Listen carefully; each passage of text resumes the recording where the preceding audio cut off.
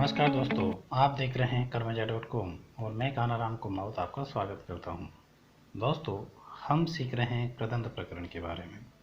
आज के हमारे प्रत्यय हैं नौल और त्रिच प्रत्यय। नौल और त्रिच प्रत्यय करने के लिए सूत्र है नौल त्रिचौ। नौल त्रिचौ जो सूत्र है ये इन दोनों प्रत्ययों का विधान करता है, नौल और त्रिच प्रत्ययों का। देखिए, भट्टोजी दीक्षित जी ने कहा है, जो वृत्ति कही उन्होंने, धातु रेतौस्तः, धातु से ये होते हैं, यानी नौल त्रिच ये दोनों प्रत्यय जो हैं धातु से होते हैं। कर्तरी कृदिति कर्तर्थे, मतलब कर्तरीकृत इस सूत्र से ये कर्ता अर्थ में होते हैं। चलिए इसके बारे में और समझते हैं। सबसे पहले हम देखेंगे कि किन किन सूत्रों का अधिकार है। सबसे पहले है प्रत्यय, यानी ये जो प्रत्यय होंगे, ये जो भी विधान करेगा नौल त्रिचौ, ये प्रत्ययों का विधान करेगा। कहाँ होंगे प्रत्यय? परस्य, यानी मूल प्रकृति के परे होंगे, बाद में होंगे। धातु से होंगे, मूल प्रकृति जो है वो धातु होगी, उन धातुओं से ये प्रत्यय होंगे। और जो प्रत्यय होंगे वो आद्युदातस्य, इस सूत्र से आद्युदात होंगे। समग्र रूप से जो इसका सूत्रार्थ निकलता है वो यह है कि धातु से परे कर्ता अर्थ में नौल और त्रिच प्रत्यय होते हैं। अब हमें और कौन कौन सी चीज़ों का यहाँ ध्यान रखना है, तो हम उनका यहाँ जिक्र करते हैं। सबसे पहले तो नौल और त्रिच कृत प्रत्यय हैं, क्योंकि कृदतिंग सूत्र से ये अतिंग प्रत्यय हैं। अब है, चूंकि ये कृत प्रत्यय हैं इसलिए कर्तरी सूत्र से कर्ता अर्थ में होते हैं। ये हमारा सूत्र है, इससे ये कर्ता अर्थ में होने का विधान होता है। अब पहला हमारा प्रत्यय है नौल प्रत्यय। नौल प्रत्यय में लकार जो है अंत में, इसकी संज्ञा हलंत्यम सूत्र से हो जाती है, और जो प्रारंभ में ण है, इस ण की चोटू सूत्र से संज्ञा हो जाती है। तो हमारे सामने केवल वू बचता है। और अब ये देखते हैं कि इस नौल में न और ल इनकी संज्ञा क्यों हुई। यदि संज्ञा ही करनी थी तो पाणिनि जी केवल वू प्रत्यय ही कह देते, नौल क्यों कहा? तो इसका कारण है क्योंकि लकार को संज्ञा करने से एक सूत्र है लिति। यह क्या करेगा कि जिस भी धातु के बाद में ये प्रत्यय होगा नौल प्रत्यय, उस धातु के अंतिम स्वर या इस प्रत्यय से पहले वाले स्वर को उदात्त हो जाएगा। और जो न है इसकी संज्ञा का क्या प्रयोजन है? तो अचोन्नति सूत्र से स्वर को वृद्धि हो जाएगी, अंतिम स्वर को, धातु के अंतिम स्वर को, या फिर उसकी उपधा में, धातु हलंत धातु है और उसकी उपधा में अ है, तो उस को आकार को वृद्धि हो जाएगी। त्रिच में चकार क्यों कहा? तो ये इसलिए कहा क्योंकि त्रि कहने से दोनों का बोध हो जाए। हालांकि त्रिच में चकार जो है इसकी संज्ञा हो जाती है, तो इस संज्ञा होने पर त्रि शेष रहता है। तो यदि त्रि ही कह देते तो काम चल जाता, लेकिन त्रि कह देते तो कहीं पर जहाँ पाणिनि ने त्रि कह करके दोनों प्रत्ययों का निर्देश दिया है, त्रिन और त्रिच का, वहाँ पर त्रि कहने से फिर केवल त्रिच प्रत्यय का ही बोध होता, जो अभी वर्तमान में है। त्रिन प्रत्यय का बोध नहीं होता। पाणिनि जी चाहते थे कि त्रिन और त्रिच दोनों का बोध हो, इसलिए उन्होंने त्रिच प्रत्यय कहा।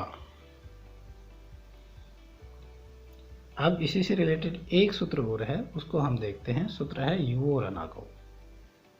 ये सूत्र कहता है यू और वू, इनको अन और अक होता है। यू एति और अनाको स्तः। उदाहरण है, वू का उदाहरण कारक है, जो नौल त्रिचौ का भी उदाहरण है, और यू का अन होने का उदाहरण नंदन है, जिसकी चर्चा हम अगले सूत्र में करेंगे। अब हमें और किन किन चीज़ों का ध्यान रखना होता है?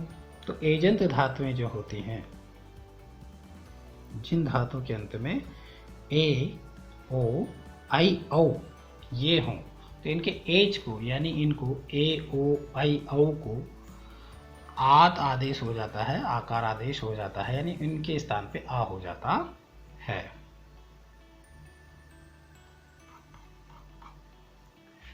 और यदि नवल प्रत्यय सामने हो तो क्या होगा, आकारांत धातुओं को युक का आगम हो जाता है आतो युक चिणकृतौ सूत्र के द्वारा। अब हम एक उदाहरण देखते हैं, कारक है, नवल प्रत्यय का उदाहरण है। इसमें सबसे पहले डूक्रिय करने धातु है। डूक्रिय करने की संज्ञा कर देते हैं तो क्री, ऐसी धातु हमारे सामने शेष रहती है। नवल त्रिचल से हम नवल प्रत्यय कर देंगे, इसकी संज्ञा करेंगे तो क्री धन ऊ ऐसा रहेगा। यो और अनाको से वो के स्थान पे अक हो जाएगा और अचोन्नति और उरण अपर से वृद्धि हो जाएगी तो कार ऐसा हो जाएगा, क्री के स्थान पे कार हो जाएगा और अक रहेगा सामने और इनको मिला देंगे तो कारक हो जाएगा। कृत अद्य समासा से इस सूत्र से प्रातिपदिक संज्ञा कर देंगे और उसके बाद में सवोजस जो सूत्र है हमारा, इस सूत्र से प्रथमा एक वचन की विवक्षा में हम सु प्रत्यय करेंगे। सु की संज्ञा होगी तो स हो जाएगा और स जो स्वरूप सूत्र से उसका रुक्त हो जाएगा और खर वसानीय विसर्जनीय सूत्र से विसर्ग हो जाएगा रेखा, तो कारक है ऐसा हमारा रूप बन जाएगा पुल्लिंग के एक वचन में। अब हम नवल प्रत्यय के ही दूसरे उदाहरण देखते हैं। तो याच धातु से हम नवल करेंगे तो याच कह बनेगा, दह धातु से नवल करेंगे तो दाहक है, इसी प्रकार नी धातु से नायक है, निंद धातु से निंदक है, लिख धातु से लेखक है, सेव धातु से सेवक है, धाव धातु से धावक है, और चिंत धातु से नवल करेंगे तो चिंतक है, पाल धातु से नवल करेंगे तो पालक है, वह धातु से नवल करेंगे तो वाहक है। ऐसे रूप हमारे बनेंगे। अब हम त्रिच प्रत्यय की चर्चा करते हैं। त्रिच प्रत्यय का उदाहरण है कर्ता। इसकी हम प्रक्रिया देखते हैं तो डूक्रिय करने वही धातु है, इसकी संज्ञा होगी तो क्री ऐसा शेष बचेगा। इसमें हम त्रिच प्रत्यय करेंगे और त्रिच में चकार की संज्ञा हो जाएगी तो क्री धन त्रि ऐसी स्थिति हमारे सामने रहेगी। वहीं आर्धातु कम शेष से त्रिच प्रत्यय की आर्धातु संज्ञा हो जाएगी और चूंकि ये त्रिच प्रत्यय जो है वलादी है इसलिए आर्धातु का शेड वलादे से इट का आगम प्राप्त होगा। लेकिन एकाच उपदेशे अनुदातात ये सूत्र एक अच होने के कारण से इसका निषेध कर देगा और यहाँ पर इट नहीं होगा।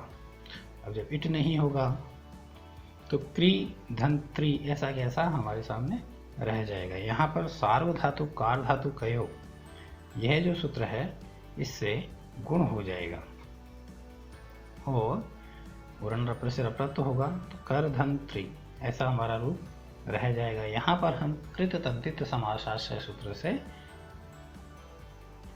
प्रातिपदिक संज्ञा करेंगे और सोज सूत्र से प्रथमा के एक वचन में सु लाएंगे। आगे हम देखते हैं कि ऋदु सनस पुरु दंसो अने हिसाम छ। इस सूत्र से क्या होगा कि कर्तरी ऐसा हमारा रूप बन गया था, उसमें त्रि में जो री था उसको अनंग आदेश हो जाएगा, अनंग आदेश में अन शेष बचेगा तो हम इनको मिला देंगे तो कर्तन ऐसा रूप हमारा हो जाएगा, इसमें आगे सु रहेगा।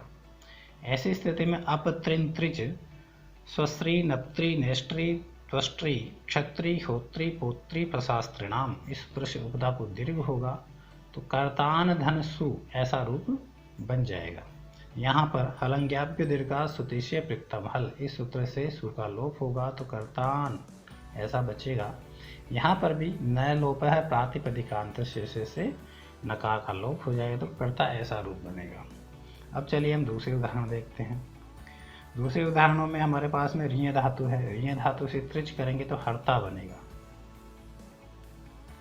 इसी प्रकार गम धातु से त्रिच करेंगे तो गंता, हंस से हंता, पच से पत्ता, भुज से भोक्ता, स्मृत से स्मृता और स्तु से स्तोता, श्रु से श्रोता और अधि उपसर्ग पूर्वक ईंग धातु से अध्येता और स्था धातु से त्रिच करेंगे तो स्थाता। ऐसे उदाहरण हमारे बनेंगे और भी इसी प्रकार के उदाहरण हम अन्यत्र पा सकते हैं।